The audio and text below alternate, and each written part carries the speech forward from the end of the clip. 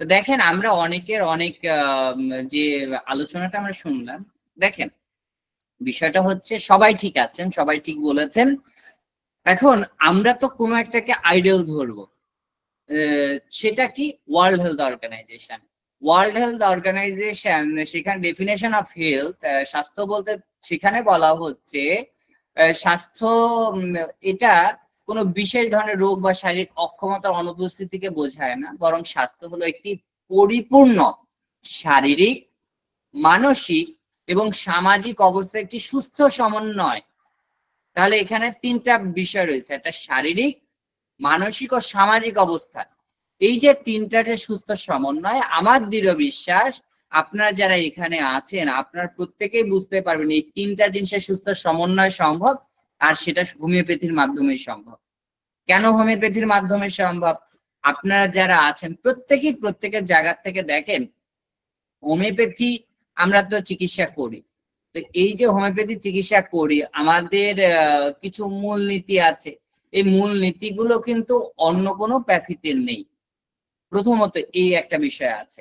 আরেকটা বিষয় কি আছে, যে আমরা এখানে আদর্শ হোমিওপ্যাথি যদি আমাদের করতে হয় তাহলে কি হচ্ছে, সদৃশ্য নিয়মে চিকিৎসা, যেটা আমাদের অর্গাননে বলা আছে কোন ভাবে করতে হবে। এরপরে পূর্ণ পরীক্ষিত ওষুধ, যেটা আমাদের শুরুতেই কিন্তু আমাদের চিরঞ্জীব মন্ডল স্যার একজন গুণী চিকিৎসকের সাথে আমাদের পরিচয় করিয়ে দিয়েছেন। তিনি কিন্তু অনেক রেয়ার মেডিসিন নিয়ে কাজ করে, যেমন ধরেন হতে পারে রিংওয়ার্ম, হতে পারে স্ক্যাবিনাম, হতে পারে রুমাটয়েড আর্থ্রাইটিস, হতে পারে এগুলো পলিআর্থ্রাইটিস, বিভিন্ন নতুন নতুন রেয়ার মেডিসিন আছে। মূলত রেয়ার মেডিসিন বলতে আমরা এই মেডিসিন গুলোকে বুঝি, আরো অনেক মেডিসিন যেগুলো সংযোজন হয়েছে। তো এগুলো পূর্ণ পরীক্ষিত, অর্থাৎ আপনি ওষুধ দেওয়ার আগে সেটা পরীক্ষা করতে হবে, এটা কিন্তু আমাদের বলা হচ্ছে। এরপরে কি শক্তিকৃত ওষুধ, আপনি যে ওষুধটা দিবেন সেটা শক্তিকৃত হতে হবে। একক ওষুধ, আপনাকে একটি মাত্র ওষুধ দিতে হবে। এক মাত্রা, অর্থাৎ আপনাকে মাত্রায় এক দিতে, আপনি একসাথে 2-3 মাত্রা দিতে পারেন না, আপনি 30, 200, 500 একসাথে দিতে পারেন না, অর্থাৎ এক মাত্রা আপনাকে দিতে হবে। এবার সেই মাত্রাটা হবে সূক্ষ্ম ক্ষুদ্রতম মাত্রা, পরিবর্ধিত মাত্রা।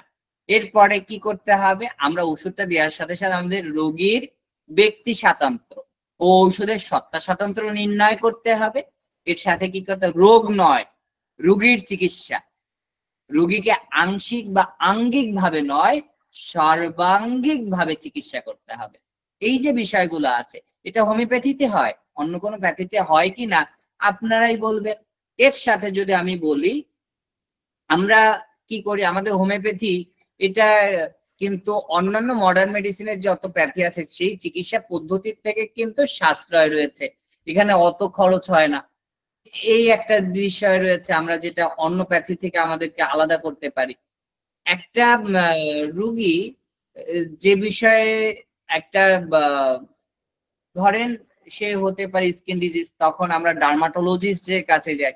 এখন ডার্মাটোলজিস্ট, যেমন আমি এখানে একটু অ্যাড করি, আমাদের আগামী সেশনটা তো আমাদের কালাম দেওয়ান স্যার নিবেন, তো তিনি কি করেন, এর আগে আমি একটা সেশনে ছিলাম, সেই সেশনে আমি আলোচনা করেছি সেতি রোগ নিয়ে, এবং তিনি চিকিৎসা পদ্ধতি নিয়ে আলোচনা করেছেন। এখন এই যে কোনো জায়গা আমরা যখনই ট্রিটমেন্ট করতে যাই আমাদের হোমিওপ্যাথিতে যে বিষয়টা সমস্যা হয় সেটা আমি বলে দিচ্ছি। আমাদের আমরা আছি প্রত্যেকে, আমরা যদি বলা হয় যে হোমিওপ্যাথিক চিকিৎসক, এনারা কি করে, এরা রুগীর চিকিৎসা করছে খুব ভালো, কিন্তু রুগীটা আসছে কোনো না কোনো রোগ নিয়ে, সে শারীরিক হোক মানসিক হোক, কোনো না কোনো রোগ নিয়ে আসছে, বা কোনো একটা যেখানে আপনার কনসাসনেস নিয়ে আসছে, অর্থাৎ তার যে পূর্ণ স্বাধীনতা থাকে সেটা নাই। এটা না থাকার কারণে সেটা বিভিন্ন পরীক্ষায় ধরা পড়তেও পারে, নাও পড়তে পারে। তো দেখা যাচ্ছে আপনার ধরেন আমি যদি আলোচনা করি একটা ডার্মাটোলজিস্ট, যেমন আপনারা স্কিনের যদি কোনো রোগ হয় সেক্ষেত্রে আমরা কি করি, একজন ডার্মাটোলজিস্টের কাছে যাই।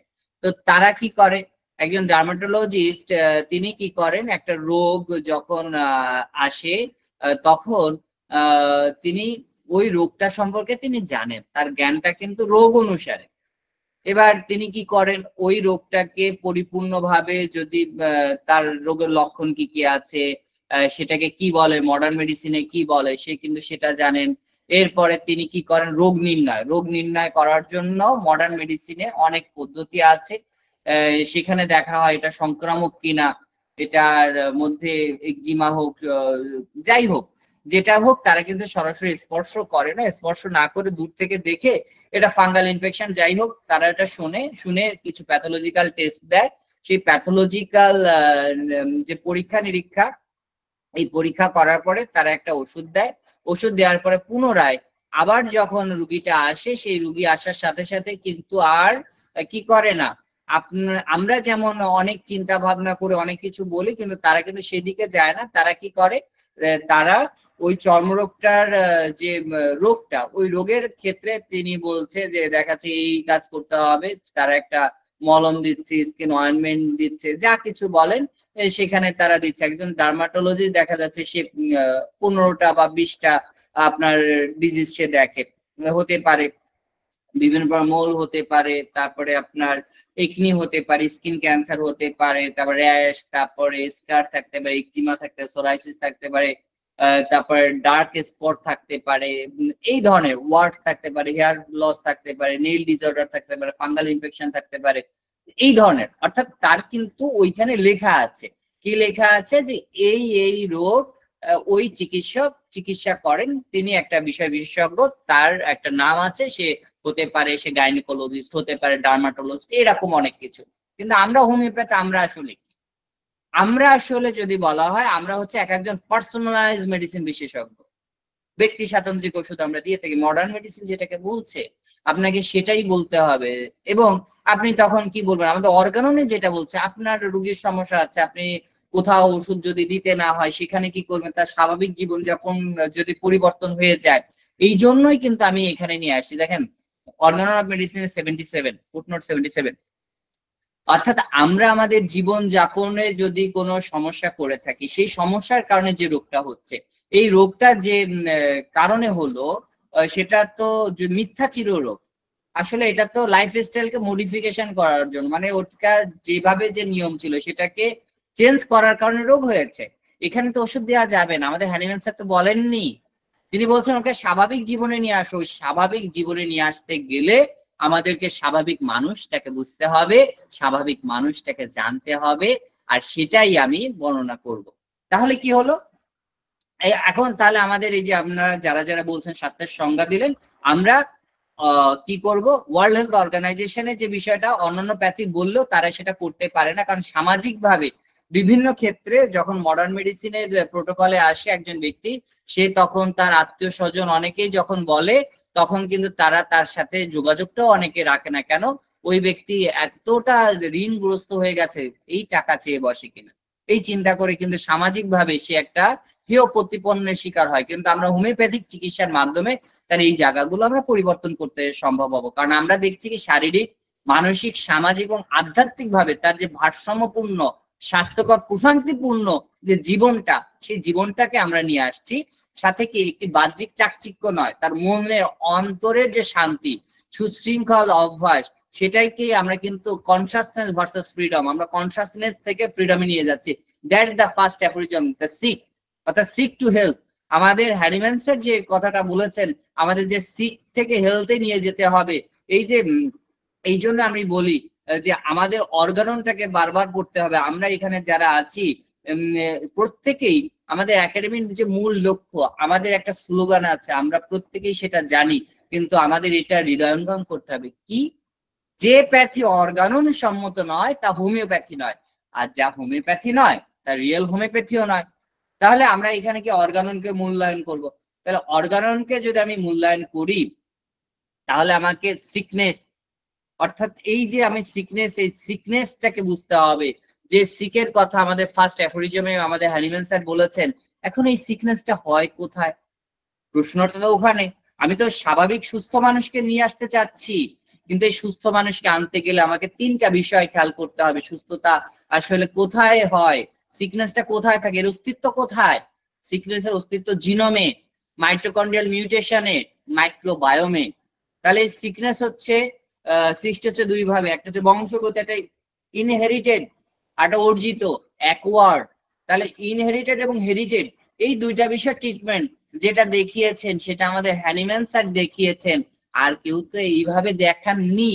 যার কারণে এই যে স্বাভাবিক জীবন, এই স্বাভাবিক জীবনের কথাটা একমাত্র আমাদের পক্ষেই বলা সম্ভব হবে, আমাদের পক্ষেই কিন্তু বোঝানোটা সঠিকভাবে আমরা বোঝাতে পারবো বলে আমার দৃঢ় বিশ্বাস। তাহলে আমরা কি করব?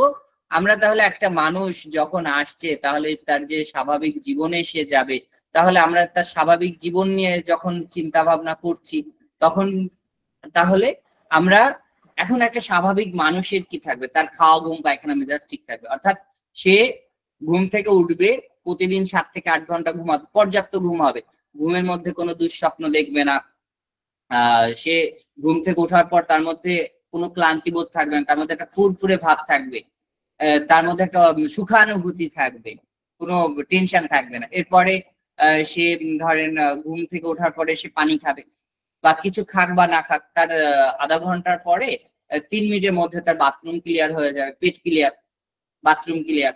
এরপরে তার মধ্যে কি হচ্ছে, তার ক্ষুধাবোধ তৈরি হচ্ছে। পেট যদি ক্লিয়ার হয় তার ক্ষুধাবোধ অবশ্যই হবে। তাহলে ক্ষুধাবোধ হলো, এবার সে খাবার খাবে, খাবার খাওয়ার পরে সে তার কর্মস্থলে চলে যাবে, কারণ সে জানে সে কে। একটা সুস্থ মানুষই জানে সে সৃষ্টির সেরা জীব। ইসলাম ধর্মে বলছে আশরাফুল মাকলুকাত, সনাতন ধর্মে বলছে অমৃত পুত্র, অমৃত সন্তান, অর্থাৎ অমৃত জ্ঞানের অধিকারী। তাহলে এইখানে এই বিষয়টা তার মাথায় আছে। এরপরে সে কর্ম করবে, দুটো মানুষ বেশি কথা বলবে, কারণ সে জানে যে সে কে। এখন মানুষ বেশি কথা বললেও সেটা সে ওভার রিয়াক্ট করবে না। হ্যাঁ, রিয়াক্ট করুক, সেটা স্বাভাবিক, নিজের কাছে থাকলো, কিন্তু সে ওভার রিয়াক্ট করবে না। তাহলে কি করছে, এরপরে সে কি করবে, তার ব্যায়াম করবে, শরীর চর্চা করবে, মানুষের সাথে হাসি খুশি মুখে কথা বলবে, তারপরে তার সঠিক খাদ্যাভ্যাস থাকবে, সে সময় মতন খাবে, তার খাওয়ার সময়টা ঠিক আছে, সে অসময় খাবে না, তার মানসিক স্বাস্থ্য অর্থাৎ সবসময় তার স্ট্রেস ম্যানেজমেন্ট করতে পারবে, সে ধ্যান করবে, বই পড়বে, প্রার্থনা করবে, মানুষের ভালো চাইবে, ইতিবাচক অর্থাৎ থিঙ্ক পজিটিভ, ওয়ার্ক পজিটিভ, টক পজিটিভ, এই 3টা পজিটিভনেস তার মধ্যে পাওয়া যাবে। তার পর্যাপ্ত বিশ্রাম থাকবে, সে তার পরিবারকে নিয়ে ভাববে, সে ফ্যামিলিকে যেমন সময় দিবে, সে কর্মস্থলে ওটাকে মানে ব্যালেন্স করে চলবে। একটা সুস্থ মানুষ যে স্বাভাবিক জীবনে থাকতে গেলে তাকে এই ব্যালেন্স করা থাকতে হবে। এর সাথে তার সামাজিক সম্পর্ক অর্থাৎ ইতিবাচক সব যেহেতু থাকছে, এবার সামাজিক সম্পর্কের মধ্যে ধরেন পারিবারিক সে সময় কাটালো, বন্ধু বান্ধবকেও সে একটা সময় দিবে। এরপরে ধরেন একজন প্রতিবেশী আছে, প্রতিবেশীদের সাথে সে সহযোগিতামূলক তার থাকবে, সহানুভূতি থাকবে, সে সমাজে ইতিবাচক ভূমিকা রাখবে। ধরেন ফুটবল খেলা হচ্ছে, বিভিন্ন খেলায় টেলায় বিভিন্ন জায়গায় সে যাবে, এগুলো কিন্তু সে যাবে। এবার আধ্যাত্মিক ভাবে সে নিজেকে জানার চেষ্টা করবে, সে প্রতিদিন প্রার্থনা করবে, তার মধ্যে সততা, দয়া, করুণার অনুশীলন আপনারা দেখতে পাবেন, সে সকল ক্ষেত্রে কৃতজ্ঞতা প্রকাশ করবে। তো এই যে দিনচর্য অর্থাৎ তার প্রতিদিনের একটা রুটিন থাকছে, এই রুটিন গুলো যদি থাকে তাহলে সেই ব্যক্তিকেই আমরা বলতে পারি বা আমাদের একাডেমিক ভাবে আমরা বলতে পারি সে স্বাভাবিক জীবন যাপন করছে, কারণ তার জীবনটা স্বাভাবিক, সে জানে তার রুটিন আছে। অর্থাৎ আমি এই 7টা থেকে 8টা আমার একটা রুটিন আছে, এরপরে আমি এটা করব, এরপরে এটা করব, তার টোটালটা সে ভাগ ভাগ ভাগ ভাগ করে করা, এবং প্রত্যেক জায়গায় সে ওই সময় পরে ওইটাকে আমি বেশি উপভোগ করব। অর্থাৎ আমি 8টা গেছে, আমার সময় শেষ হয়ে গেল, এরপরে যে আমি টাইমটা পাচ্ছি 9টার থেকে কি আমি আমার কাজ করব, এই কাজটা তার সম্পূর্ণ তার যে ইফোর্টটা আছে সে সম্পূর্ণ তার শারীরিক তার ক্ষমতা দিয়ে শারীরিক মানসিক ভাবে সে কিন্তু সেই কাজে সে প্রয়োগ করবে। এরপরে যখন সে খাবার খাচ্ছে, সে খাবারটা খাচ্ছে, সে অনুভূতি নিচ্ছে, কত সুন্দর খাবার, সে সেটা প্রথমে দেখে কল্পনা করলো, কল্পনা করে সে চোখ বন্ধ করে একটু সে প্রার্থনা করে সে ওই খাবারটা গ্রহণ করছে। এই যে গ্রহণ করা, সে অনুভূতি করা, সে মোবাইল টিপছে আর খাচ্ছে এরকম না, সে অন্য কোনো ভাবছে। এটা বর্তমানে আমাদের জীবনযাপন আমরা কৃত্রিমতায় চলে গেছি, অর্থাৎ অনেক বেশি আল্ট্রা মডার্ন হয়ে যাচ্ছি, যার কারণে আমাদের রোগ হচ্ছে। তো এই যে বিষয়গুলো আছে এর মধ্যে আমাদের এড়িয়ে চলতে হবে। যে কোনো মানুষকে যদি আমরা স্বাভাবিক জীবন আনতে হয় তাহলে তাকে অবশ্যই বলতে হবে, দেখেন অতিরিক্ত মোবাইল সোশ্যাল মিডিয়া ব্যবহার করবেন না, জাঙ্ক ফুড অনিয়মিত খাবার গ্রহণ করবেন না, আপনি রাত জাগবেন না, দিনে অতিরিক্ত ঘুমাবেন না, মানসিক চাপ নেতিবাচক চিন্তা করবেন না, অহেতুক কাউকে অভিযোগ দিবেন না, অন্যকে দোষারোপ করবেন না। যদি এই বিষয়গুলো থাকে তা আমার দৃষ্টিকোণ থেকে এটাই হচ্ছে একটা সুস্থ স্বাভাবিক মানুষের লক্ষণ হবে, যেখানে আমাদের হ্যানিম্যান স্যার যে কথাগুলো বলেছেন, আমাদের ফার্স্ট অ্যাফোরিজমে যে কথাটা বলা হয়েছে, আমাদের স্যার বলছে না সিক টু হেল্প, এই যে সিক টু হেলথে নিয়ে যেতে হবে, এই সিক টু হেলথ কে আমাকে বুঝতে হবে। আমাদের এখানে যারা আছেন, আমি বিশ্বাস করি এখানে প্রত্যেকে এক একজন ভালো হোমিওপ্যাথিক চিকিৎসক, এবং আপনাদের প্রত্যেকেরই একটা চিন্তা চেতনা চিন্তা ভাবনা রয়েছে যে আমরা একজন আদর্শ হোমিওপ্যাথ হব, হোমিওপ্যাথিক প্র্যাকটিশনার্স হব। তাহলে হোমিওপ্যাথিক প্র্যাকটিশনার্স হতে গেলে আমাদেরকে কি অর্গানন মানতে হবে, এবং আমাদের হ্যানিম্যান স্যার যে কথাটা বলছে সেটাকে আঁকড়ে ধরতে হবে। তাহলে আমাদের হ্যানিম্যান স্যার শুরুটা করলেন কোথায়? The physician's high and only mission is to restore the sick to health, to cure as it is termed. তাহলে তিনি বললেন কোনটা, অর্থাৎ 1 নম্বর সূত্রে বলছেন, তিনি শেষ করছেন 291টা সূত্র, অর্থাৎ তিনি যেটা ধারাবাহিক ভাবে বলেছেন, এখানে কোনো একটা সূত্রকে আপনি বাদ দিতে পারেন না, তার সম্পূর্ণটাকে নিয়েই হোমিওপ্যাথি, যেটা হ্যানিম্যান স্যার সম্পূর্ণ অর্গাননে বলেছে সেটাকেই আপনাকে মানতে হবে। অর্থাৎ আপনি কোনোটাই প্রশ্ন করতে পারেন না যে এটা হয়তোবা স্যার ভুল করেছেন। হ্যাঁ, আপনার মনে প্রশ্ন আসতে পারে, কিন্তু আপনি সেটা বারংবার পড়ে দেখেন যে আসলেই সেই কথাটা যুক্তিযুক্ত কিনা, আমি কি বুঝতে পারছি কিনা। তো আমাদের একাডেমিক যে ধ্যান ধারণা চিন্তা ভাবনা থেকে আমরা বারংবার নিজেদেরকে ভুল প্রমাণ করতে চেয়েছি, এবং আমরাই দেখেছি যে আমরাই নিজেদেরকে ভুল প্রমাণ করেছি। অর্গানন সবসময় এগিয়ে গিয়েছে আমাদের চিন্তা ভাবনা থেকে। আমাদের যত মনে প্রশ্ন ছিল, আমাদের যা কিছু ছিল, সকল কিছুর উত্তর কিন্তু আমরা অর্গাননে পাচ্ছি। আমরা দেখছি যে অর্গাননেই সকল সমস্যার সমাধান আমাদের হ্যানিম্যান স্যার খুব সুন্দরভাবে বর্ণনা করেছেন। কিন্তু দুর্ভাগ্যের বিষয় এই যে আমরা অর্গাননটাকে বুঝতে পারি না, আমরা অর্গাননকে বুঝতে পারি না। আর এইটা না বোঝার কারণে আমরা আজকে হোমিওপ্যাথরা ব্যর্থ হচ্ছে। অর্গাননকে যদি আমরা আঁকড়ে ধরতে পারি, আমাদের শতভাগ রুগীর আমরা আরোগ্য দিতে পারবো। কোথাও আমাদের ওষুধ মিথ্যা চিররোগে আমাদেরকে ওষুধ দেওয়ার কথা বলেননি, তাহলে আমরা সেখানে দিব না, আমরা সাথে সাথে দ্রুত রেজাল্ট আনতে পারবো। যেমন আমাদের গত সেশনে আমাদের সুনীল কুমার ঘোষ স্যার মাত্র আপনার 3 স্টেপ ফ্লু ডায়েট দিয়ে আপনার তিনি কি করলেন, আপনাদের দেখালেন যে জাস্ট করোনার মতন যে একটা ভাইরাল ইনফেকশন হোক, আপনার ডেঙ্গুর মতন যে রোগটা ভয়াবহ মহামারী আকার হচ্ছে, এই ধরনের রোগীকে কিভাবে কোনো ওষুধ ছাড়াও আপনি মাত্র 3 দিনে জাস্ট ফুড ম্যানেজমেন্ট করে তাকে আরোগ্য দেওয়া সম্ভব, এর উপরে কিন্তু রয়েছে।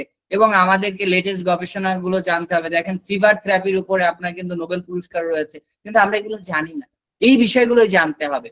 তো আমার মনে হয় আমি বেশ কিছু বিষয় বললাম, এবার আপনাদের কাছ থেকে শুনবো। তো এটা আমার আলোচনা ছিল।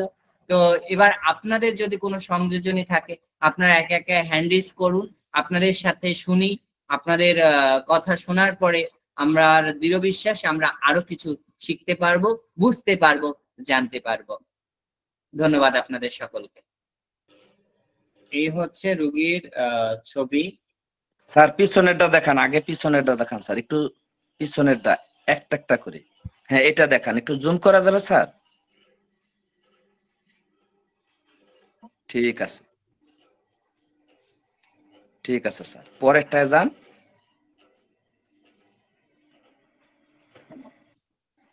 এই আমার অ্যাডমিনিস্ট্রেশন অফ মেডিসিন চলাকালীন সময়ে যে সেক্রেশন হয়েছে, অ্যাগ্রাভেশন হয়েছে, এটা স্যার একটু জুম করেন স্যার, স্যার একটু জুম করেন, খুব ভয়ঙ্কর অবস্থা।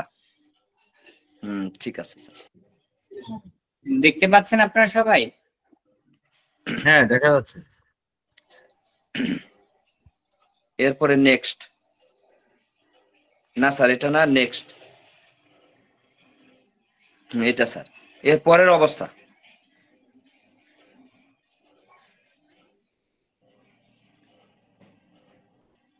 এর পরের অবস্থা স্যার একটু জুম করা যাবে স্যার? ঠিক আছে, ঠিক আছে স্যার, ধন্যবাদ। এরপরে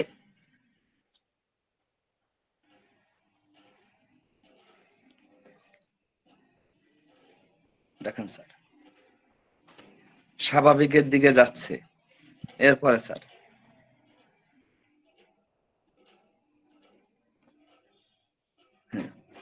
একদম জুম করেন স্যার, দাগগুলা দেখা যাচ্ছে এখানে। আমাদের শ্রদ্ধেয় গুরু, আমার শিক্ষা গুরু সিউ স্যার জনাব কাজী ডাক্তার কাজী আজম স্যার আমাকে সহযোগিতা করেছেন। তারপরে শুধু ফাইটম চলছে, আমি কেসটা যখন বলবো তখন বিস্তারিত বলবো। এই শেষ অবস্থা, দাগ আছে না স্যার? এরপরে আরেকটা আছে, দাগটা দেখান স্যার, দাগগুলা দেখান, একটু জুম করেন স্যার। দাগগুলা, এই যে দাগগুলা, ঠিক আছে। এরপরে যান স্যার।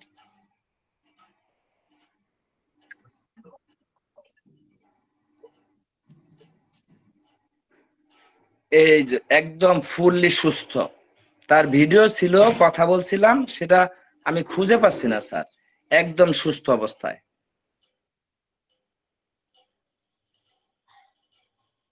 একদম লাস্টে তার সুস্থ অবস্থা। এই সময় শুধু ফাইটম চলছিল, আর চলছিল ইসিনেশিয়া, হালকা গরম পানির সাথে বাহ্যিক প্রয়োগ। যখন বেড়ে গিয়েছিল তখন আমি স্যারের সাহায্য নিয়েছি, স্যার আমাকে বলেছে, আমি টুপ করে ওষুধ বন্ধ করে দিয়েছি। স্যার অসংখ্য ধন্যবাদ, এই কেসে আপনি আমাকে সহযোগিতা করছেন, তা না হলে আমার স্যার অনেক অবস্থা খারাপ হয়ে যেত। যাই হোক, অসংখ্য ধন্যবাদ একাডেমি অফ রিয়েল হোমিওপ্যাথির education director doctor Bhupesh Chandra Roy স্যারকে ধন্যবাদ জানাচ্ছি। একাডেমির চেয়ারম্যান জনাব মঞ্জুর স্যার খান স্যারকে ধন্যবাদ জানাচ্ছি। আমার শিক্ষাগুরু জনাব ডাক্তার কাজী আজম স্যারকে, তিনি আমাকে এই কেসে শেষের দিকে সহযোগিতা করেছেন, তা না হলে এটা এই কেস সাকসেস হতো না। ধন্যবাদ এবং শুভেচ্ছা ও অভিনন্দন জানাচ্ছি উপস্থিত সকল ডাক্তার ভাই ও বোনদেরকে।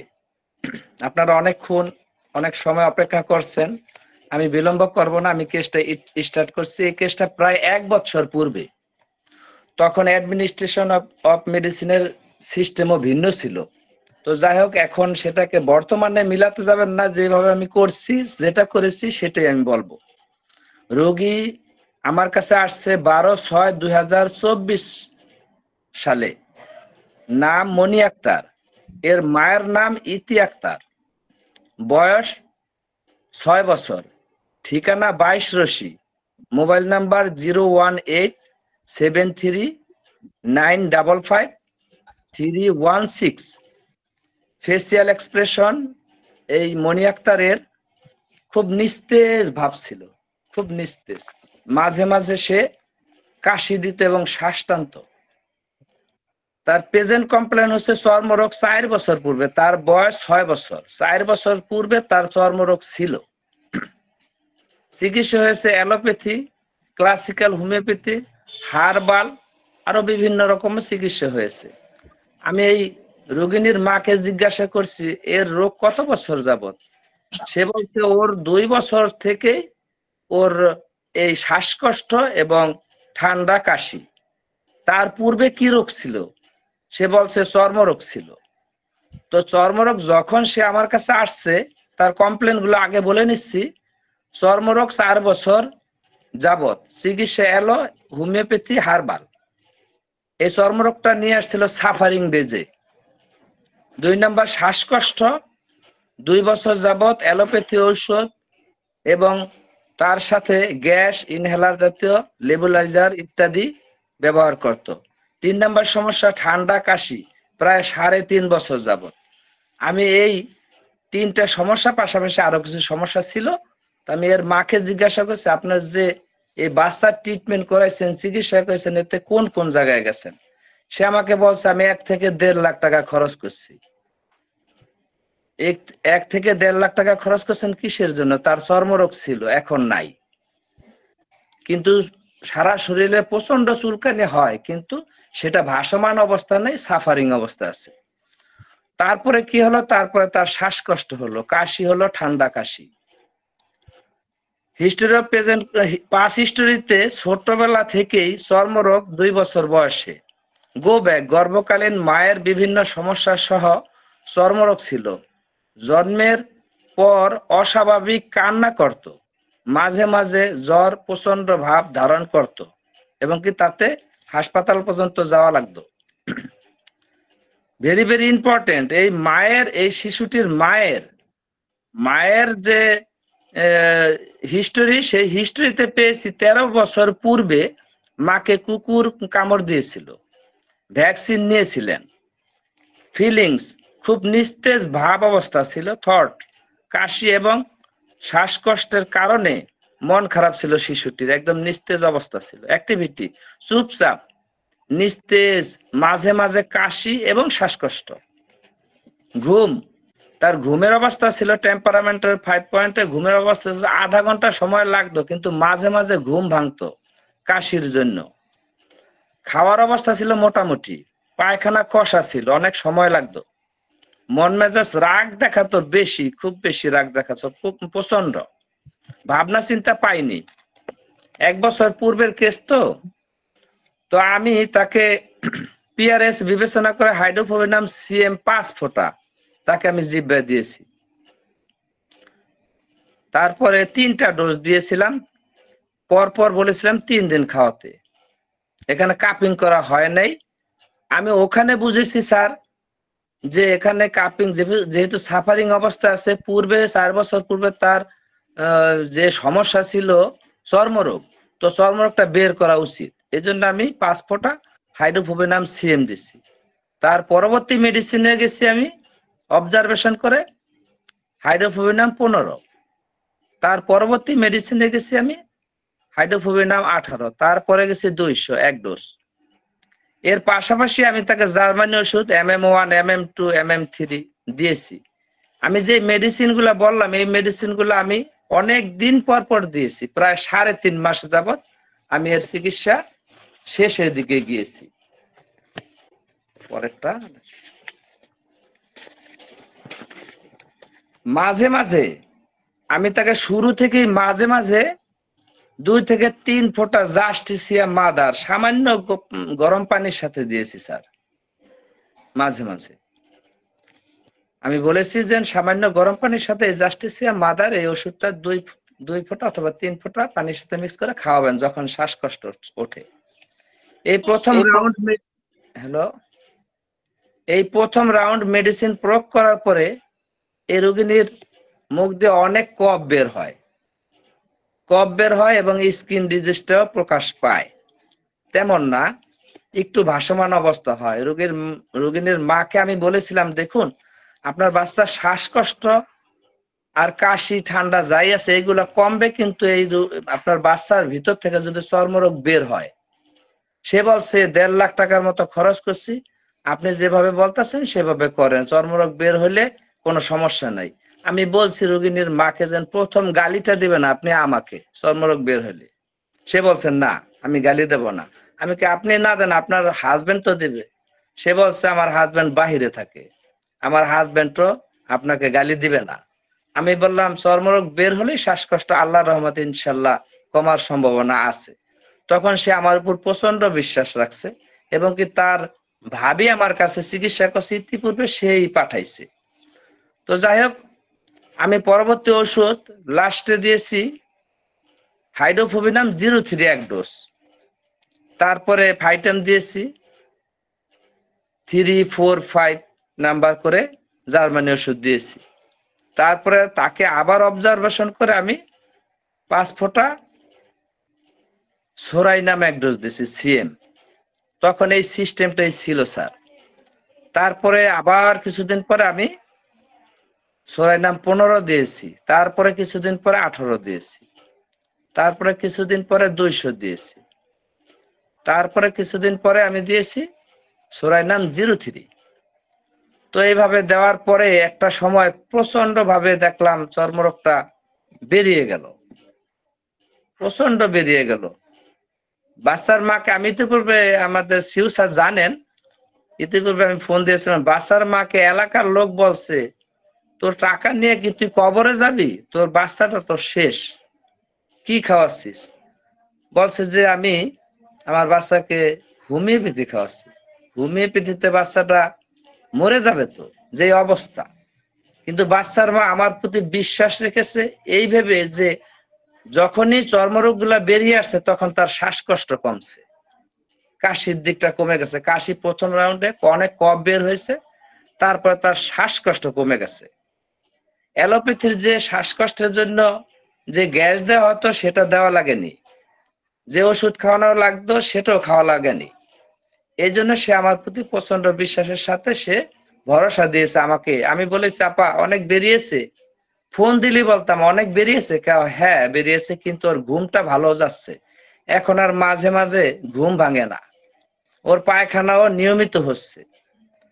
আমি তখন ওর মাকে বলেছিলাম যে দেখুন যতই বের হয় আপনি গরম পানি দিয়ে ধুয়ে দিবেন, আর শুকনা ন্যাকড়া দিয়ে মুছে দিবেন, আর দেশি নারিকেল তেল দিবেন। তখন নারিকেল তেলের ব্যাপারটা আমি জানতাম, তো দেশি নারিকেল তেল দিত, বের হতো।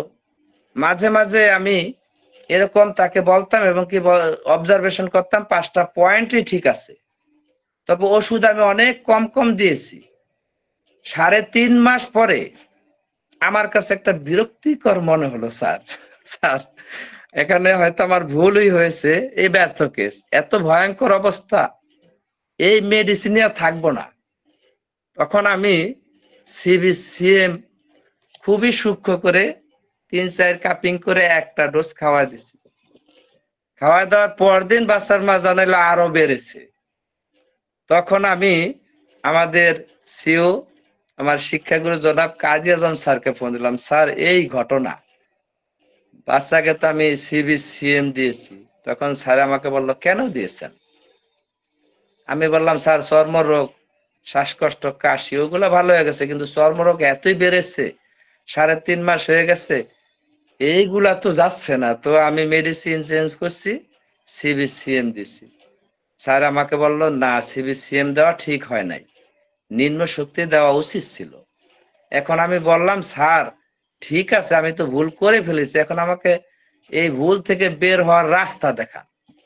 স্যার আমাকে বলল টুপ করে নিম্ন শক্তি একটা ডোজ দিয়া আপনি বসে থাকেন আর আপনি ফাইটম চালিয়ে যান।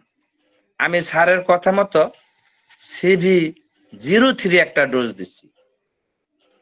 আমি সেই সময় খুব ভয় পেয়ে গেছিলাম এবং আমাদের সিউ স্যারকে ফোন দিয়েছি, বিস্তারিত জানানোর পরে আমাকে সে বলল যে আপনি নিম্ন শক্তি একটা ডোজ দেন। আমি নিম্ন শক্তি 03 একটা ডোজ দিয়ে 3টা ফাইটাম বানায় দিয়ে দিলাম। কিন্তু পাশাপাশি আমি একটু স্যারের সাথে পরামর্শ না করেই আমি কি করছি, ইসিনেশিয়া মাদার লেখা আছে, হ্যাঁ, ইসিনেশিয়া মাদার বাহ্যিক প্রয়োগ করতে দিচ্ছি সামান্য হালকা গরম পানির সাথে। ওই গরম পানি দিয়ে ধুয়ে তারপর ইসিনেশিয়া মাদার তারপর ব্যবহার করতেছি সামান্য গরম পানির সাথে। এটা সে এক্সটার্নাল ইউজ করছে। তাৎক্ষণিকভাবে 1 সপ্তাহ পরে আবার ফোন আসলো, ফোনে আসার পরে বলল আমার বাচ্চা এখন সম্পূর্ণ মোটামুটি একটু ভালোর দিকে। আমি বললাম ছবি পাঠান, এই যে ছবিগুলা পাঠাইছে পর্যায়ক্রমে। এখন আমি পরবর্তী ছবিগুলা দেখতেছি ভালোর দিকে। লাস্ট মেডিসিন ছিল আমার CV03, এরপর আমি ইসিনেশিয়া আর ফাইটাম দিয়ে অপেক্ষা করছি। শেষে আল্লাহর রহমতে, আল্লাহর অশেষ রহমতে এবং আমার স্যারের পরামর্শে এই বাচ্চাটা সম্পূর্ণ সুস্থ হয়েছে ইনশাল্লাহ। আল্লাহর অশেষ কৃপায় বাচ্চাটা এবং সম্পূর্ণ সুস্থ, শ্বাসকষ্ট নাই, কাশিও নাই, ঠান্ডা জ্বরও নেই। এই যে 1 বছর যাবত কথাবার্তা হয়, তার সাথে কোনো সমস্যাও নাই, তার কোনো রোগও নেই, বাচ্চাটা একদম সুস্থ। সাধারণ কোনো সমস্যা হইলে এমনি ওষুধ নেয়, কিন্তু আমি সেখানে অনেক ভয় পেয়েছি। এটা আমার ব্যর্থ কেস, কিন্তু সফল হয়েছে আল্লাহ পাক রাব্বুল আলামিন আমাদের সিউ স্যারের মাধ্যমে। আমি শুধু নিম্ন শক্তি 03 দিয়ে থেমে গেছি, আর কোনো ওষুধই দিইনি। আমি যা দিছি ফাইটাম আর এক্সটার্নাল আমি ইসিনেশিয়া মাদার দিছি। ধন্যবাদ। আমার এই কেসে ভুল ত্রুটি অবশ্যই থাকতে পারে, তাই সকলকে ক্ষমা সুন্দর দৃষ্টি দিয়ে দেখার জন্য অনুরোধ জানাচ্ছি। আজকের জন্য আল্লাহ হাফেজ। ধন্যবাদ সকলকে। আসসালামু আলাইকুম ওয়া রাহমাতুল্লাহ।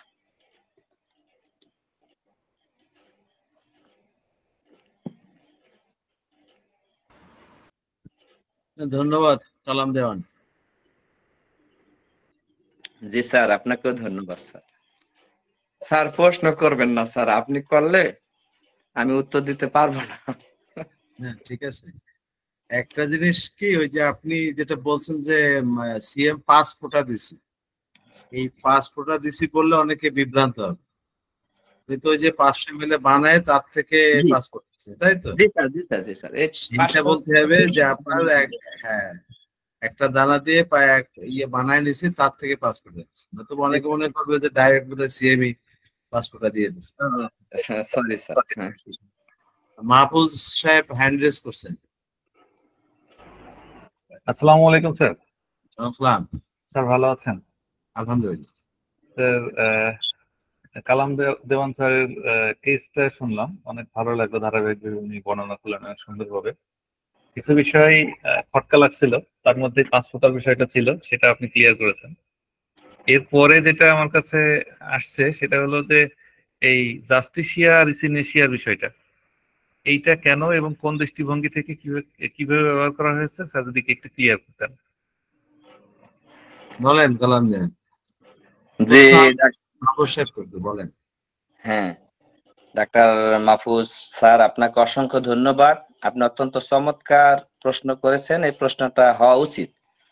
আসলে কি, আমি তো আগে ক্লাসিক্যাল করতাম, তো ক্লাসিক্যালের এই ট্রিটমেন্টের ক্ষেত্রে ওই আমি ম্যাথমেটিকাতে পেয়েছি, বিভিন্ন মনের শীতের বই দিয়ে পেয়েছি যে জাস্টিসিয়া হালকা গরম পানির সাথে মাদার ব্যবহার করলে এই শ্বাসকষ্ট, কাশি, এগুলা দারুণ উপকার হয়। এই জন্য আমি পাশাপাশি ওটা ব্যবহার করছি। যেহেতু আমার 1 বছর পূর্বের কেস, সেক্ষেত্রে তো তা আমি এখনকার মতো ছিলাম না, তখন তো আমি নতুন ছিলাম স্যার। ধন্যবাদ। আর ইসিনেশিয়া এইটা আমি অনেক আগে থেকে ব্যবহার করি, এক্সটার্নাল ইউজ। এটা যে ওই উপরের যে একটা, এটা কিন্তু ইসিনেশিয়া এক্সটার্নাল এবং ইন্টারনাল দোনোভাবেই প্রয়োগ করা যায়। তো এটা গরম পানি দিয়ে এই জন্য দিতে বলছি যে ওই যে যেই চর্মরোগ গুলা সেক্রেশন হচ্ছে, এই সেক্রেশন রোগগুলাকে যাতে ভাইরাসটা একদম দমন করে, আর বাচ্চার মাও যাতে বোঝে যে না আমি ওষুধ তো দিচ্ছি। একদম ফাইটাম দিলে বা পাশাপাশি এক্সটার্নাল কোনো কিছু ইউজ না করলে বাচ্চার মাকেও তো একটু সামাল দিতে হয় স্যার। এই জন্য আমি ইসিনেশিয়া মাদার বাহ্যিক প্রয়োগ করছি স্যার। ধন্যবাদ স্যার। আপনাকে অসংখ্য ধন্যবাদ। Golam Mostafa sir hand raise করছেন। আসসালামু আলাইকুম স্যার। ওয়ালাইকুম আসসালাম, ভালো আছেন? আলহামদুলিল্লাহ, কালাম দেওয়ান স্যারকে অসংখ্য ধন্যবাদ তার একটা সুন্দর কেস উপস্থাপনের জন্য। তো স্যার প্রথমেই বলছেন যে এটা তার ব্যর্থ কাজ, আমাদের সিও স্যারের সহযোগিতায় আল্লাহ সফলতা নিয়ে আসছেন। তো আমার কোশ্চিন হচ্ছে যে যে এই এই রুগীকে আমরা কিভাবে শুরু করলে পারে হয়তো এই কষ্টগুলো তার সাফার হতো না। কালাম দেওয়ান স্যারও বলতে পারেন, আমাদের সিও স্যারও বলতে পারেন। মানে যেহেতু আপনি বুঝতে পারছেন এটা ব্যর্থ, ওডু মাইন্ড প্লিজ, আমি জাস্ট আপনার কথা প্রসঙ্গে বলতেছি। তো যদি আমার কিভাবে প্রথমেই সফলতা আসতো এই কাজ শুরু করলে, ওই বিষয়টা একটু যদি আমরা জানতে পারতাম আর কি। ধন্যবাদ স্যার। খুব গুরুত্বপূর্ণ বস্তু। স্যার কালাম আপনি দিন উত্তর দেওয়ার চেষ্টা করেন। স্যার আপনি দেন স্যার। আমি প্রথমে মাহফুজের প্রশ্নের উত্তরটা দিতে চাচ্ছিলাম। ওটা হচ্ছে যে আপনি জাস্টিসিয়া মাদার এবং ইসিনেশিয়া মাদার কেন ব্যবহার করছেন, এটা কি আদৌ অর্গান সমর্থন করে? এটা একটা গুরুত্বপূর্ণ প্রশ্ন। জি স্যার, এটাই আমার কোয়েশ্চেন ছিল যে আদৌ আসলে অর্গানন প্লাস আমাদের এআরএসবিডি এটা সমর্থন করে কিনা। জি জি, আমি আমার এই সেই জায়গাটায় খুঁজতেছিলাম, অর্গানের অ্যাপারিজমটা উল্লেখ করেই আপনাকে এটা বলতে চাই।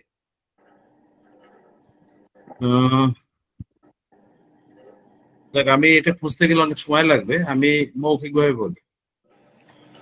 ইসিনেশিয়া এবং জাস্টিসিয়ার জাস্টিফিকেশন যেটা, সেটা হচ্ছে যে আপনার অর্গান সাপোর্টিভ মেডিসিন বা রিমেডি, এটার অ্যাপ্লিকেশন সম্পর্কে অর্গানে বলা আছে।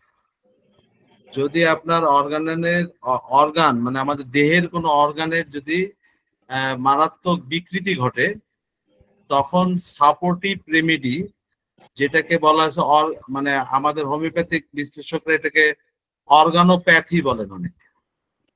মানে অর্গান বিকৃতি হয়ে গেছে, হার্ট বিকৃতি হয়ে গেছে, অথবা হার্টের নানা রকম বিকৃতিমূলক আচরণ করতেছে, কিডনিরা নানা রকম আচরণ করতেছে, আমাদের চর্মতন্ত্র সেখানে নানা রকম বিকৃতি তৈরি হয়েছে, আমাদের এই যে ওই বাচ্চাটার শ্বাসকষ্ট হচ্ছে, তার মানে তার রেসপিরেটরি সিস্টেমে সংকট তৈরি হয়েছে, সেটা একটা অর্গানিক একটা প্রবলেম তৈরি হয়েছে। সেই ক্ষেত্রে কখনো কখনো আপনার সাপোর্টিভ রিমেডি হিসেবে আপনার হচ্ছে ক্রুড মেডিসিন দেওয়া যাবে, যেটাকে ফাইটোকেমিক্যাল পর্যায়ে যেটা থাকে। ফাইটোকেমিক্যাল পর্যায়ে যেটা থাকে সেটা হচ্ছে আপনার মাদার টিনচার, আমরা সরাসরি যেটা বলি মাদার টিনচার, এটা আপনার ফাইটোকেমিক্যাল লেভেলে দেয়, মানে ক্রুড লেভেলে, ওইটা শক্তিকৃত না, ওটা ক্রুড লেভেল। তো ক্রুডটা সরাসরি আপনার অর্গানে যে কাজ করে, আপনার খাদ্য যেমন অর্গানে যে কাজ করে, ওইটা ওরকম একটা অর্গানে যে কাজ করে। এইটা কোনো আপনার আমাদের যে পটেন্টাইজ মেডিসিন, এটা পটেন্টাইজ মেডিসিন না, এটা জাস্ট একটা ক্রুড রেমেডি, এবং সেইটা আমাদের অন্যান্য ভাত তরকারি মাছ যেমন খেলে আমাদের সমস্যা হয় না, ওইটাও যদি ওই ক্ষেত্রে খাওয়া হয় সমস্যা হওয়ার কথা না। তবে ওই ক্ষেত্রে সতর্কতার একটা ব্যাপার আছে, সেটা হচ্ছে এটা দীর্ঘমেয়াদে করা যায়।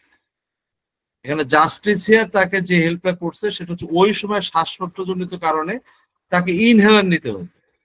তো আপনি ইনহেলার বেটার না জাস্টিসিয়া বেটার, এইটা ভাবে তুলনা করতে হয়, যে ওই ইনহেলারের বিকল্প হিসেবে যদি আমার জাস্টিসিয়া তার ওই শ্বাসকষ্ট দমনের ক্ষেত্রে কিছুটা হলেও যদি হেল্প করে, তাহলে আমি ইনহেলারকে অ্যাভয়েড করতে পারছি।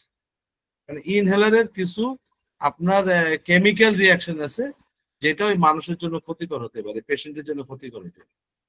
আর ইচেনিয়েশিয়া যেটা, ইচেনিয়েশিয়ার ফাংশনটা কি? ইচেনিয়েশিয়ার ফাংশন তো ওর শরীরে অনেক রকম মানে হয়েছে, আপনার ঘা বেরিয়ে আসছে, চুলকানিটা ঘায়ে পরিণত হয়েছে।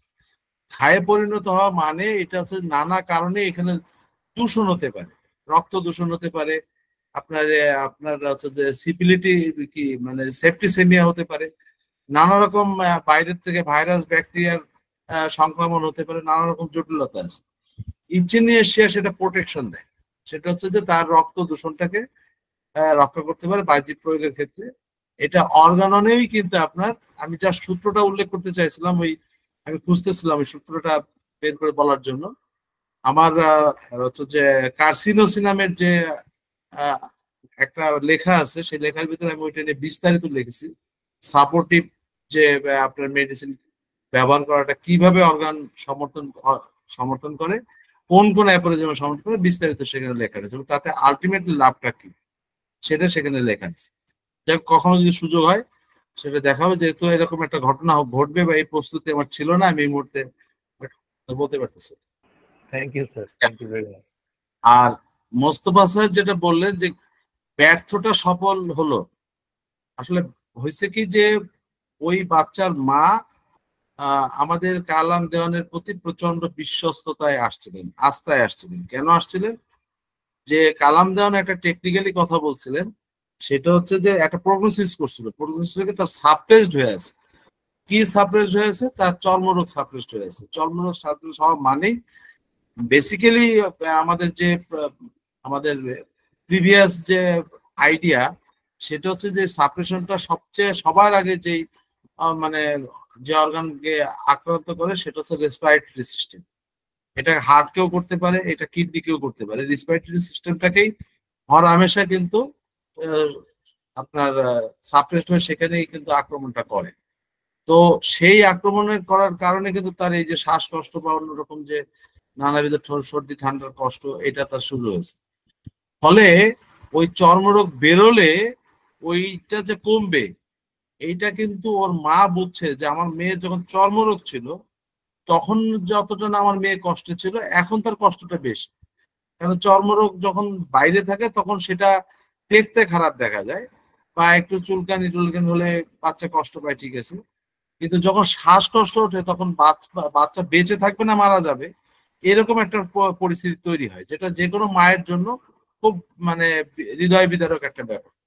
তখন কালাম দেওয়ানের যে সিবিটি করছে, যে সে সিবিটিতে ওর মা উপলব্ধি করছে যে হ্যাঁ, আমার আসলে চর্মরোগের থেকে যেটা আমি লক্ষ লক্ষ টাকা খরচ করে বন্ধ করছি, সেটার থেকে যদি এটা বেরোয়, তাহলে অন্তত ওইটা যদি শ্বাসকষ্টটা যদি মুক্তি হয়, তাহলে আলহামদুলিল্লাহ আল্লাহ তাই করবে। এই আশ্বস্ততার কারণে যখন কালাম দেওয়ান মেডিসিনটা দিচ্ছেন, সিএম পটেন্সি দিচ্ছেন, খুব দ্রুত সিএম পটেন্সি খুব দ্রুত ভিতরের সাপ্রেস পজিশনকে বের করে আনে, খুব দ্রুত বের করে আনে। ওইটা তাই হয়েছে সেখানে।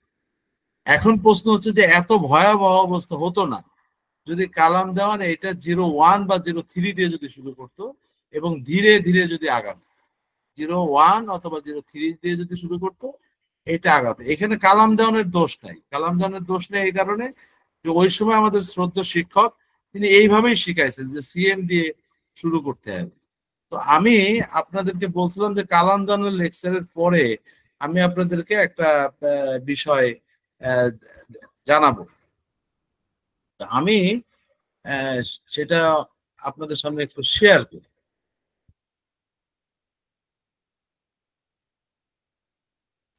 সেটা হচ্ছে যে আপনার আমরা যে এই যে হরহামেশা সিএম দিই, এই সিএম এর ব্যাপারে অর্গানন কি বলতেছে? অর্গানন যদি অ্যাপোরিজম 276 আপনারা যদি দেখেন, তো সেখানে বলতেছে যে আপনার ইংরেজিতে যা বলা আছে তার বাংলাটা এরকম, যদিও ওষুধটি সঠিকভাবে নির্বাচিত, মানে হোমিওপ্যাথিক্যালি সিলেক্টেড, সঠিকভাবে নির্বাচিত, কিন্তু যদি তা অতিরিক্ত মাত্রায় প্রয়োগ করা হয় তাহলে রোগীকে আরাম না দিয়ে বিপরীত প্রভাব ফেলবে, এমনকি নতুন ও দুরারোগ্য রোগ সৃষ্টি করবে, যা মূল রোগের চেয়ে বিপজ্জনক ও কঠিনভাবে নিরাময় অযোগ্য। এখন এখানে কালাম দেওয়ান সিএম দিছে বটে বা 15-18 দিছে বটে, কিন্তু এই ভুলটা করে নাই। কোন ভুলটা করে নাই? সেটা হচ্ছে অতিরিক্ত মাত্রায় ঘন ঘন ডোজ দেয় না। ও যদি ঘন ঘন ডোজ দিত তাহলে কিন্তু ওই বাচ্চাকে আপনার আরো ভয়ানক অবস্থা তৈরি হতো। ও ধীরে সুস্থে ধরেন দীর্ঘদিন পর পর একটা ডোজ দিছে, যার কারণে এই ভুলটা হয় না। কিন্তু এই যে ঘন অতিরিক্ত মাত্রায় যদি দেওয়া হতো তাহলে কিন্তু আবার সাপ্রেস্ট হতো। এটা যে আরোগ্য হলো ওই বিয়েটা কিন্তু আরো সাপ্রেস্ট হয়ে যেত, আবার নতুন করে ওই চর্মরোগ আবার সাপ্রেস্ট, এবং সেই সাপ্রেস্ট হওয়ার কারণে ভাইটাল ফোর্স অত্যন্ত বাজে পজিশনে চলে যেত, যেটার জন্য আপনার দীর্ঘস্থায়ী একটা দুরারোগ্য ব্যাধির সূচনা হতো, যেই সূচনাটা আসলে আপনার নিরসন করার সম্ভব হতো না অ্যাজ পার 276 অ্যাপারেজন। তো এইখানে হ্যানিম্যানের যে মূল বক্তব্য সেটা হচ্ছে যে হোমিওপ্যাথি কেবল সঠিক ওষুধ নয়, হোমিওপ্যাথির ওষুধ সঠিক হলেই হবে না, এই বলছে যে বরং সঠিক মাত্রা, সঠিক পুনরাবৃত্তি এবং সঠিক অবস্থায় প্রয়োগ না হলে সেটি রোগ নয় রুগীকে ধ্বংস করে। খুব সিরিয়াস কথা, এটা মনে রাখবেন, সেটি রোগ নয়, সেটা রুগীকে ধ্বংস করে। ফলে আপনার সিএম পটেন্সি ঘন ঘন প্রয়োগ করার কোনো সুযোগ নেই। আবার আরেকটা বিষয় আছে, সেটা যে হায়ার পটেন্সি দিলে, এই যে আমরা যে বিশেষ করে লাইসিনামের ক্ষেত্রে এটা হয় বেশি, বা হাইড্রোকোবিনামের ক্ষেত্রে হয়, যে নির্বিচারে সিএম প্রয়োগের একটা নীতি আমাদের উপমহাদেশে চালু আছে। তো এই যে এই নির্বিচারে যে দেয়, এতে কি ক্ষতিটা হয়, এতে ক্ষতিটা কি হয়, এটা অর্গানন কি বলতেছে সেটা যদি আমরা বিশ্লেষণ করি তাহলে আমরা দেখব সেখানে অর্গাননের একেবারে আপনি যদি 276 এর আগে বলছি, তারপরে 161, 247, 280 থেকে 283, এটা যদি বিস্তারিত আপনি ব্যাখ্যা করেন, ব্যাখ্যা করলে দেখবেন যে সিএম পটেন্সিতে আসলে মানে ক্ষতির যেটা হয় সেটা হচ্ছে তার ভাইটাল ফোর্সকে মারাত্মক উত্তেজিত করে দেয়। এই উত্তেজিত হওয়ার কারণে ভাইটাল ফোর্স ভেঙে পড়ে এবং নতুন অসুখ তৈরি হয়, যে অসুখটা হচ্ছে ইনকিউরেবল, ওটা আর আরোগ্যযোগ্য থাকে না। আরেকটা ক্ষতি হয়, সেটা হচ্ছে প্রাথমিক লক্ষণ তার দমন হয়ে যায়, ওই যে সাপ্রেশন। আমরা বলি যে অ্যালোপ্যাথি সাপ্রেস্ট করে, শুধু অ্যালোপ্যাথি সাপ্রেস্ট করে না, হোমিওপ্যাথিও সাপ্রেস্ট করে। এবং এমন কথা বলা হয়েছে, সেটা হচ্ছে যে আপনার এই সূত্রগুলোতে এমন কথাও বলা হয়েছে যে অ্যালোপ্যাথি সাপ্রেস্ট করলে যতটা না ক্ষতিকর হয়, হোমিওপ্যাথি দিয়ে যদি সাপ্রেস্ট করা হয় তার থেকে বেশি ক্ষতি হয় এবং ভয়ঙ্কর ক্ষতি হয়। এটা কিন্তু আপনার এই সূত্রগুলোতে আপনার ব্যাখ্যা দেওয়া আছে, যেটা বলা হচ্ছে কোথায়, অ্যাপারিজম 63 এবং 203, এই দুইটা সূত্রে কিন্তু আপনার পরিষ্কার ভাবে বলা হচ্ছে যে আমাদের যে সিমটম আমরা দেখি, সিমটম কিন্তু আসলে ওই 63 এবং 203 এর যদি ব্যত্যয় ঘটে এবং উচ্চ শক্তি যদি আমরা প্রয়োগ করি তাহলে তখন ওইটা সাপ্রেসড হয়ে যায় এবং সেটা খুব সমস্যা দেখা দেয় এবং ইনকিউরেবল ডিজিজ তৈরি হয়, ওখানে বলা হচ্ছে। আবার বলা হচ্ছে কি, নতুন রোগের সৃষ্টি হয়। অ্যাপারিজম 276 এ বলা হচ্ছে নতুন রোগের সৃষ্টি হয়। কিভাবে হয়? নিজের মধ্যে থাকা সম্ভাব্য দুর্বলতাকে উদ্দীপিত করে, যেমন অটো ইমিউন ডিজিজ, নিউরোসিস, এই ধরনের রোগ কিন্তু আপনার তৈরি হয়ে যায় যদি আমাদের হোমিওপ্যাথিক মেডিসিন যদি বৃহত্তর শক্তিতে, উচ্চতর শক্তিতে, বৃহত্তর মাত্রায় যদি আমরা প্রয়োগ করি। 276 এ বলতেছে নতুন রোগ সৃষ্টি করে, এবং সেই রোগটাও কিন্তু আপনার, আর অটোইমিউন ডিজিজ তো আপনারা জানেনই যে অটোইমিউন ডিজিজটা কি, নিজের কোষ নিজে খায়। নিজের কোষ নিজে ধ্বংস করে, অটোইমিউন ডিজিজ। তার মানে ইমিউন সিস্টেম তো আমার ফরেন বডিকে বিরুদ্ধে লড়াই করবে, কিন্তু ও তখন ফরেন বডি দেখা দেখি নাই, ও নিজের বডিতেই নিজে তখন মানে সুস্থ কোষগুলোকে ধ্বংস করে। এরকম মারাত্মক অসুখ তৈরি হতে পারে যদি আপনার অ্যাপোলোজম 276 এটা যদি ব্যত্যয় ঘটায়, আপনার বৃহত্তর মাত্রায় উচ্চ শক্তি যদি বৃহত্তর মাত্রায় আপনি প্রয়োগ করেন। তারপর বলতেছে কি মানসিক ভারসাম্যহীনতা তৈরি হয়। মানসিক ভারসাম্যতা মানে বিশেষ করে লাইসিনের মতো যে উচ্চতর শক্তিশালী নোসট, যেটা ইমোশনাল রিমেডি। এই লাইসিনটাকে কিন্তু আর একটা নাম বলা হয়েছে, এটা ইমোশনাল রিমেডি। এটা কিন্তু আপনার ওই আমরা যে বলি র্যাবিস ভাইরাসের র্যাবিড ফাংশনেই শুধু হয় না, এটা ইমোশনকেও কিন্তু নিয়ন্ত্রণ করে। লাইসিন ইমোশনকে নিয়ন্ত্রণ করার একটা বড় বৃহত্তর রেমেডি হচ্ছে আপনার লাইসিনাম। এইটাও কিন্তু তখন আপনার মানসিক ভারসাম্য সৃষ্টি হয়, হ্যালুসিনেশন তৈরি হয় এবং নানা রকম বিভ্রান্তিমূলক আচার আচরণ করতে থাকে। রোগীর প্রকৃত পথ ধ্বংস হয়ে যায়। অর্থাৎ এই যে আরোগ্যের একটা পথ আছে না, এই আরোগ্যের একটা স্বাভাবিক গতি, যেটা হেরিং ল থেকে আমরা জানি, এটা অ্যাপারেজম 39 এবং অ্যাপারেজম 74 যে অনুপাতে যেটা দেখা যায় সেটা হচ্ছে যে এই সাপ্রেশনের কারণে আপনার রোগের প্রকৃত পথ ধ্বংস হয়ে যায়। এবং সেটা ধরেন আপনার এই যে নির্বিচারে প্রয়োগ করলে এই ধরনের ক্ষতিগুলো হয়ে থাকে। আপনার সংশ্লিষ্ট সূত্র যেমন 276 অধিক মাত্রায় প্রয়োগকে বিপজ্জনক বলা হয়েছে। 161 তে উচ্চ মাত্রায়, অতি উচ্চ মাত্রায় সামান্য অসাবধানতায় কেন নানা রকম ক্ষতি হতে পারে। পুনরাবৃত্তি 247 বলা হয়েছে পুনরাবৃত্তি বা মাত্রার বিষয়ে সতর্কতা থাকতে হবে। 280 থেকে 283 বলা হয়েছে রোগ দমন এবং নতুন রোগ সৃষ্টির একটা বিষয় আছে। তো সেই কারণে আসলে ওই যে কথাটা অ্যানিম্যাল স্যার 276 থেকে 283 সার সংক্ষেপে যেটা বলছেন, সবচেয়ে উপযুক্ত ওষুধও যদি যথাযথ মাত্রা ও প্রয়োজন ছাড়াই দেওয়া হয় তবে সেটি রোগ নয়, রোগীকে ধ্বংস করে। এখন কালাম দেওয়ানের রোগটি, অসুখটি আসলে কেন এই অবস্থা থেকে মুক্ত হলো? এই যে সংকটগুলো হওয়ার কথা ছিল সেটা হয় নাই, বাচ্চাটা এখন সুস্থ কেন হলো? বলে এই কারণে যে ও উচ্চতর শক্তি দিছে কিন্তু অধিকতর মাত্রায় দেয় নাই, বৃহত্তর মাত্রায় দেয় নাই, ও কিন্তু অনেক রয়েস হয়ে দিছে। এবং একটা পর্যায়ে যখন সে নিম্ন শক্তিতে গেল এবং নিম্ন শক্তিতে দিয়ে আজকে 1 বছর ধরে এখনো পর্যন্ত সে চুপচাপ বসে আছে, আর কোনো ওষুধ দেয় নাই। আমি 1 বছর আগে তাকে বলছি চুপচাপ বসে থাকেন, ও এখনো বসে আছে। বসে থাকার কারণে কিন্তু আজকে এই ভয়াবহ বিপর্যয় থেকে রক্ষা হয়েছে। কেন হয়েছে? যে আপনার হ্যানিম্যানিয়ান থিওরি অনুযায়ী উচ্চ শক্তিকে নিম্ন শক্তি নিউট্রালাইজ করে।